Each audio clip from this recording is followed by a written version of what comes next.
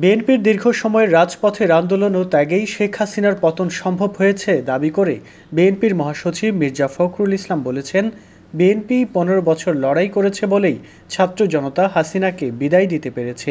ছাত্র জনতা সাহস করে দাঁড়িয়েছিল বলে সাধুবাদ জানাই। তবে বিএনপির ত্যাগ নির্যাতন এড়িয়ে যাওয়া যাবে না।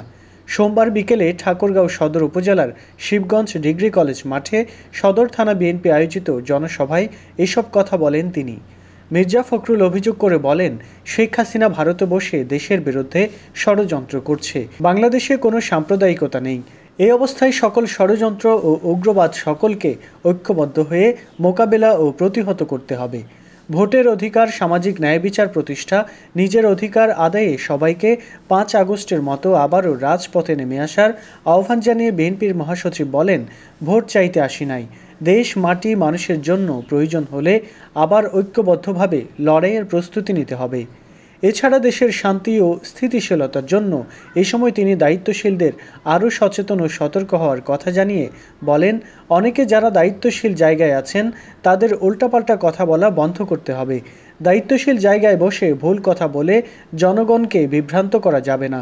দেশের মানুষ অনেক নির্যাতন সহ্য করেছে, এবার শান্তি চায়। মানুষ নির্বাচন চায়, যাকে খুশি তাকে ভোট দিয়ে নির্বাচিত করতে চায়। জনসভায় সদর থানা বিএনপির সভাপতি আব্দুল হামিদের সভাপতিত্বে অন্যান্যদের মধ্যে বক্তব্য দেন জেলা বিএনপির সহসভাপতি ওবায়দুল্লাহ মাসুদ, সাধারণ সম্পাদক মির্জা ফয়সাল আমিন ও যুগ্ম সম্পাদক পয়গাম আলী সহ অনেকেই।